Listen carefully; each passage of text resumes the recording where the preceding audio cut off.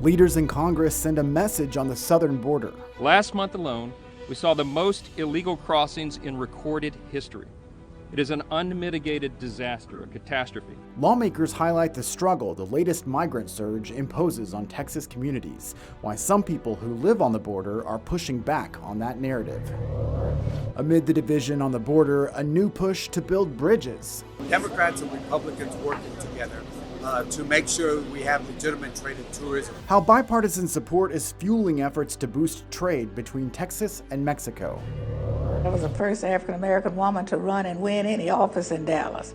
I didn't even realize that. A trailblazer in Texas politics, now tributes to the life and legacy of iconic Congresswoman Eddie Bernice Johnson.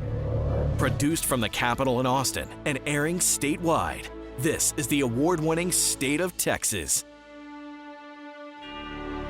Hello, and thank you for joining us. I'm Josh Hinkle. Speaker of the House Mike Johnson led dozens of Republican members of Congress on Wednesday to Eagle Pass.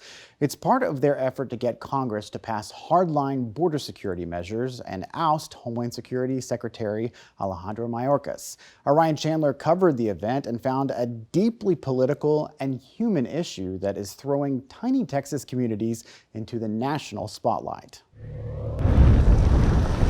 Every state in America is now a border state, and we've seen that on vivid display today. Eagle Pass, now the epicenter of an issue dominating the nation and Congress. America is at a breaking point with record levels of illegal immigration, and today we got a first-hand look at the damage and the chaos the border catastrophe is causing in all of our communities. Speaker Johnson rallying his caucus behind stricter immigration policies, like Trump's Remain in Mexico. Dozens of Republicans from across the country met with Texas law enforcement steps from the Rio Grande, with the White House top of mind. It's a disaster of the president's own design. Not 100 feet behind Speaker Johnson's presser, a migrant family walks to America. A striking contrast between the political and the personal impacts of this crisis. The dehumanization of these people is what's so abhorrent to us. Some residents of Eagle Pass calling for compassion, denouncing the visit. I live here, I was born here, and I fight here. And right now we're literally fighting against Abbott. We want them gone. The focus, though, will certainly not go anywhere soon, as Republicans point to the border to take the White House this November. We are united in making sure House Republicans' top priority is securing this border, and that shows by us being here. Ryan Chandler, State of Texas. The border visit came on the same day the Justice Department sued Texas over a new law to allow police to arrest migrants who enter the U.S. illegally. The law is scheduled to take effect March 5th. It would require state judges to order migrants to return to Mexico if they are convicted on charges of illegal entry. The federal government says it is clearly unconstitutional, pointing to a similar Arizona law that was struck down by the U.S. Supreme Court in 2012. Our Capitol correspondent Monica Madden asked Speaker Johnson about this in Eagle Pass. Do you think it should be within states' rights to enforce federal immigration law like the law Texas just passed due to the state of the crisis, despite the ruling previously in Arizona versus USA? Absolutely. Listen, we have applauded Governor Abbott and all the brave law enforcement officers here on the border in Texas. They're doing their dead level best to protect their citizens, and that's his number one job. The federal government, the White House, the administration refuses to do it. So if you're the governor of Texas or a border state or any governor, you have the responsibility, the right, the constitutional authority to do the right thing and secure your people. Governor Greg Abbott's plan to bus migrants to New York City faces a new legal challenge. Mayor Eric Adams is suing the bus and transportation companies that help Texas send migrants to the Big Apple. Adams says the bus companies are breaking a New York law. It says anyone who brings a person into the state knowing they will be dependent on government support has to pay the cost. The city wants $708 million from the companies. The money would go toward the costs of caring for the migrants. For almost 2 years now, buses from Texas have arrived with little or no warning.